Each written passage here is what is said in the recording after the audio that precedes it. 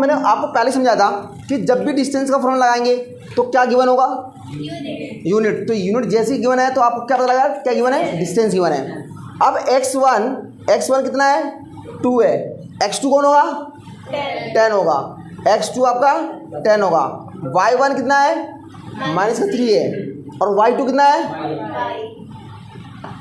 y है। यहाँ तक क्लियर सभी को। डिस्टेंस का फॉर्मूला लगेगा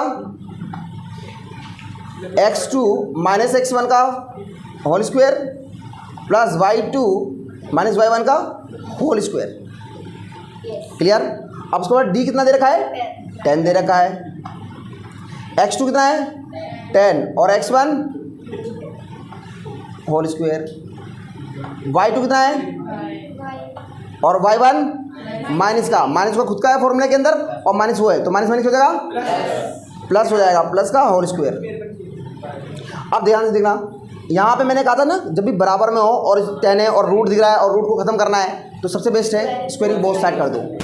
तो यहाँ पे हम लिखेंगे squaring both side, squaring both side. कभी कभार मैं अच्छा लिख लेता हूँ, राइटिंग देखो इतनी प्यारी है मेरी आज। 10 का होल स्क्वायर, अब बताओ 10 में से 2 जाएगा कितना बचेगा, 8 का स्क्वायर प्लस, और यहाँ पे एडिंग ले जाएगा a + b का होल स्क्वायर, तो y स्क्वायर प्लस 3 स्क्वायर और प्लस 2ab। अब एक बताओ, मैंने तो both side squaring both side करी है ना, तो 10 का स्क्वायर कितना जाएगा, और ये स्क्वेयरिंग और रूट को काट देगा तो निकल गया क्या जाएगा, 8 का स्क्वायर कर देते हैं 64, और 3 का स्क्वायर 9, और 3 × 2 = 6y। यहाँ तक समझ में मैंने क्या किया है। उसके बाद देखो क्या होगा, 100 बराबर 9 और 64 को अगर ऐड करेंगे ना 73 प्लस y स्क्वायर प्लस का 6y। यहाँ तक क्लियर सभी को। उसके बाद बेटा ये यहीं पे रहेगा, 100 इधर आएगा उठ के, तो 100 जब उठ के आएगा इधर तो ध्यान रखना y स्क्वायर माइनस प्लस का 6y माइनस का 100 बराबर 0। ये इधर उठ के आया है तो माइनस में आया, उधर बचेगा 0, तो मैंने उसको ऐसे लिख दिया 0 में। क्लियर। अब उसके बाद देखो यहाँ पे y स्क्वायर बचेगा प्लस का 6y होगा, 100 में 73 जाएगा तो कितना बचेगा, माइनस का 27 बचेगा बराबर 0 आ जाएगा। याद करो फैक्टराइज मेथड, जिसे कहते हैं मिडिल स्प्लिट टर्म, बोलते ना स्प्लिटिंग मिडिल टर्म। तो बेटा वो बच्चे बहुत पुराने कहते हैं, हम तो फैक्टराइज से पढ़े थे और आज भी फैक्टराइज याद रखते हैं। ठीक है, हाँ वो उससे भी आ जाएगा, उससे भी आ जाएगा, उससे करके दिखा दूँ क्या, ठीक है। हाँ देखो अब आपको मेथड पता लग गया बेटा, तो आप जिस मेथड से आंसर निकालोगे वो आंसर सही कहला जाएगा, गलत नहीं कहला जाएगा। ठीक है। अब देखो यहाँ पे 1 है ना, 1 को अगर 27 से मल्टीप्लाई करोगे कितना आएगा, 27 ही आएगा। 2 नंबर सोचो कि 27 कैसा आएगा मल्टीप्लाई करने पे, 3 9 27 होगा। अगर मैं माइनस का 3 और प्लस का 9 करूँ तो प्लस का 6 आएगा। वो मैंने डिसीजन किसको देखते हुए लिया, इस प्लस 6y को देखते हुए दिया है कि यहाँ प्लस में बचना चाहिए, तो मैंने इसलिए बड़ा 9 नंबर प्लस में दिया और छोटा वाला माइनस में दिया कि 9 में से अगर 3 जाएगा तो प्लस का 6 बचेगा। और उसको देखा मैच करिए कंडीशन, हाँ मैच करिए, तो मैंने आगे बढ़ाना शुरू कर दिया। अब यहाँ पे माइनस का 3y एक बार लिखेंगे, 2 फैक्टर बने थे ना -3 और 9, तो एक बार प्लस 9y बनेगा, बराबर -27 होगा, बराबर में 0 आ जाएगा। जब भी ये 6y को तोड़ा जाता है, एक तरह देखा है ना 6y को तोड़ा जाता है कि ऐसे तोड़ो जो आपको माइनस प्लस करने पे आपका 6 आ जाए और मल्टीप्लाई करने पे क्या आ जाए 27 आ जाए। ठीक है। उसके बाद यहाँ पे क्या कॉमन आएगा, y कॉमन आ जाएगा, तो यहाँ पे y बचेगा, यहाँ 3 बचेगा माइनस में। अब आपको समझाया था कि जब एक डब्बा आ जाता ना तो दूसरे डब्बे को आग बंद करके लिख दो बिना सोचे समझे। अब यहाँ पर डिसीजन लो कि इससे किससे मल्टीप्लाई करें जो 9 आ जाए, तो बच्चे ने कहा +9 कर दो।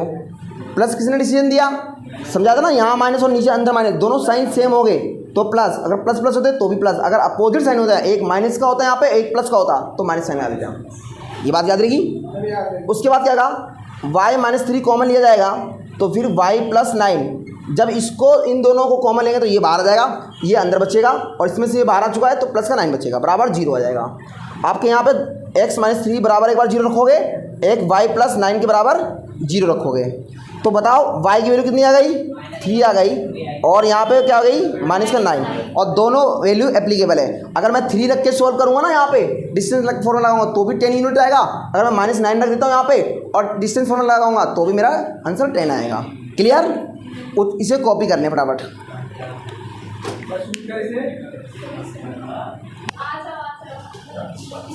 इस क्वेश्चन में क्या खासियत है जरा ध्यान से देखना।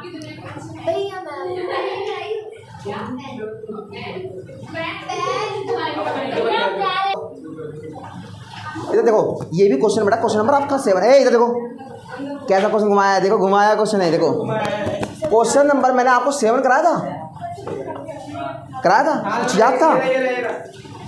दिखा मत, सिर्फ देख इधर। यहाँ पे लाइन आई, आपको दो रखा गया है P और R।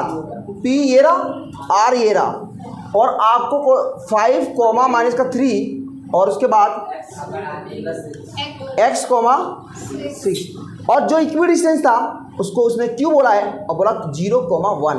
अब ध्यान से सुनो मैं क्या कहना चाह रहा हूँ। पहले क्वेश्चन में क्या था, पहले क्वेश्चन में ऐसा था, उसको मैंने P माना, उसको मैंने R मान लिया, इसको मैंने Q मान लिया। पहले क्वेश्चन में क्या था, यहाँ के भी पॉइंट गिवन थे, यहाँ के भी पॉइंट गिवन थे, यहाँ का एक पार्ट मिसिंग था जिसके x कोमा 0 था, ऐसा था। तो यहाँ का x निकालना था, है ना। इस क्वेश्चन में देखो क्या है, वही सेम क्वेश्चन है, बस क्या कहिए यहाँ पे आपको यहाँ पे x कर दिया और यहाँ पे वैल्यू दे दी। तो वो तो भाई कैसे भी क्वेश्चन बना सकता था। वो आपको यहाँ 5 - 3 है तो यहाँ पे गायब करके यहाँ पे y डाल देता, और ये यहाँ पे वैल्यू दे देता। तो क्वेश्चन तो भाई घुमा सकता है, इतना तो कॉमन सेंस रखो अपने आप। अब तुम सबसे रट जाओ कि भैया ने जैसे बोला था ना यहाँ पे x होगा तो सही यहीं क्या निकालना था, x होना चाहिए था, यहाँ कैसे आ गया, ये तो गलत क्वेश्चन है ना। कॉन्सेप्ट क्या लगेगा, सेम लगेगा। क्या लगेगा, जैसे मानो ऐसे होगा PQ बराबर QR होगा, है ना। अब मैंने कहा PQ की वैल्यू पहले पॉइंट लिख लो, तो क्या लिखोगे, x1 कितना है 5 है, x2 कितना है 0 है, और y1 कितना है -3 है, y2 कितना है 1 है। फिर QR के पॉइंट लिखो, x1 कितना है 0 है, x2 कितना है x है, y1 कितना है 1 है, y2 कितना है 6 है ना। अब बताओ, मैंने आपको डिस्टेंस फॉर्मूला दिया था PQ बराबर QR, इसका डिस्टेंस लगाएंगे क्या रहेगा, x2 - x1 का whole square plus y2 - y1 का होल स्क्वायर, और उसके बाद बराबर का साइन रहेगा, उसके बाद ये भी रूट हो जाएगा x2 - x1 का होल स्क्वायर, यहाँ पे भी डिस्टेंस का फॉर्मूला लगेगा, और प्लस y2 - y1 का होल स्क्वायर। वैल्यू पुट कर दोगे आप लोग सभी। वैल्यू पुट करने के बाद बेसिक क्या करोगे, स्क्वेयरिंग बोथ साइड करोगे। क्या करोगे, squaring both side, root cut जाएगा, सेम प्रोसेस वही सॉल्व होगा, आपकी वैल्यू आ जाएगी। ठीक है, जैसी वैल्यू आ जाएगी ना, तो अगले स्टेप में क्या बोल रहा है कि जैसी x की वैल्यू आती है तो बोलता है find the distance of QR का डिस्टेंस लगाना दोबारा, और x की जगह पे वो जो वैल्यू आई थी वो पुट कर देना, आंसर आ जाएगा। उसके बाद PR निकाल लोगे, P और R यहाँ तक डिस्टेंस का फॉर्मूला लगाना है एक बार, तब आंसर आएगा आपका। ये बच्चे सभी लोग जो YouTube चैनल पे भी देख रहे हैं उसे सॉल्व करके x की वैल्यू निकाल के कमेंट में लिखेंगे, ये सभी का होमवर्क है।